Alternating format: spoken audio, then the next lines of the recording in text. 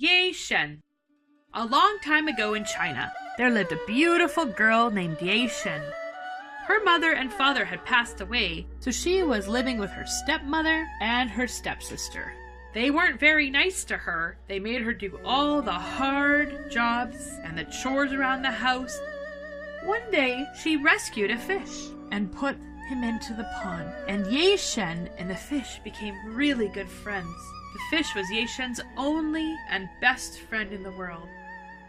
Whenever she got a little bit of food, she would go to the pond, call her friend, and her friend would jump out and they would eat together. One day, the stepmother saw this happening, and she got very mad that Yeh Shen had kept the fish a secret. She called Yeh Shen inside, and as Yeh Shen went inside to do some chores, the stepmother went to the pond. But as soon as she went to the pond, the fish hid and was smart enough to not come out. So the stepmother went back inside, and she told Yeh Shen, "Please, Yeh Shen, go to the neighbor's house and pick something up." And the stepmother put on her jacket and walked back to the pond. As soon as the fish saw the jacket, it jumped out of the pond. And the stepmother grabbed the fish and took it home for dinner and cooked it up. Yeh Shen came back and went to the pond and called her friend, "Come, little fishy, come!" And the fish did not come. Yeh Shen knew that her fish was gone, and she sat and cried. And she didn't see the little boy come. "Yeh Shen, why are you crying?" "I'm crying," she said, "because my fish..."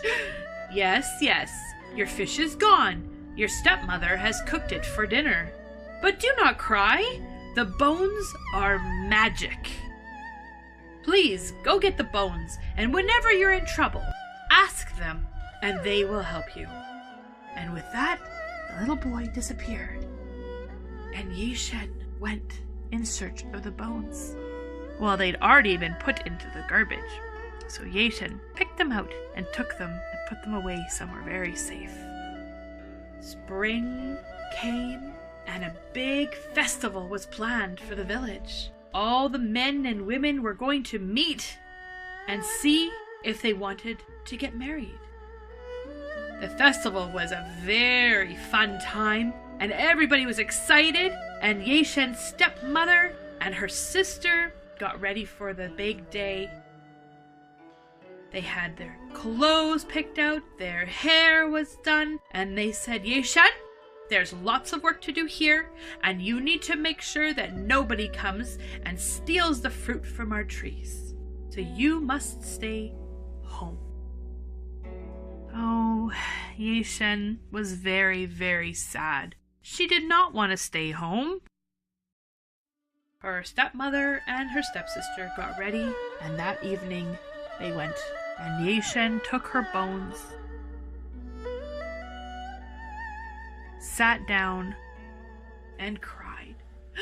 "Oh, dear fish bones, if there's a special way that you can make me ready to go tonight, I would be so very, very happy." And with that, the fish said, "Yes, Yeh Shen, you shall go.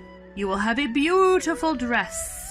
And bam, before she knew it, she was in a beautiful dress. "Thank you so much," she said, and she ran out the door. But as she ran away, the fish said, "But be careful not to lose your slippers if you lose them." And she goes, "Yes, yes, yes." She got to the ball, and there she saw all the people from the village and from outside the village. And they were all having such a good time, and lots of them were looking at her. And they said to each other, "Who is that? She's so beautiful. We have never seen someone like her in the village." And then Yeh Shen heard her stepmother and stepsister say, "Does that not look like our Yeh Shen?" And as soon as she heard that, she ran, and as she ran, she lost a slipper. And when she lost the slipper, her outfit changed, and she ran all the way home. She ran, and took her bones. And she says, "Bones, I lost the slipper." And the bones said nothing at all.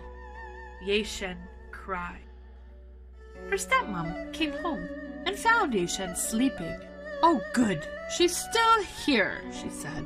And she went back to the ball and had more fun. A little man walking through the village had found the shoe, then brought it to the king. The king was overjoyed. What a beautiful slipper this was!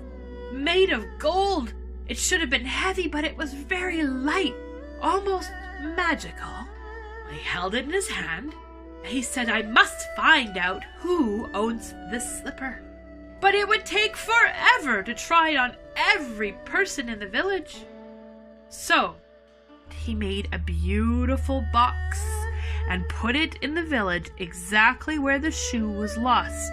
And then he made an announcement and said, "Would the woman who lost this beautiful slipper please come and pick it up? It is in a very special spot waiting for you."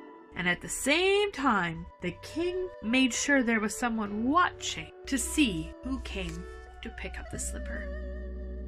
And all day long, women came and tried on the slipper. Even her stepmother and her stepsister tried on the slipper, but nobody could fit it. It was so tiny. And Yeh Shen knew she couldn't come when lots of people were there, so she waited till it was very dark.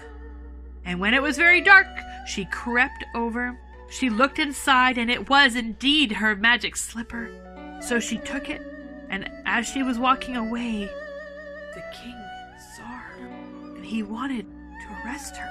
Thought, "Why is this woman in rags picking up a golden slipper?"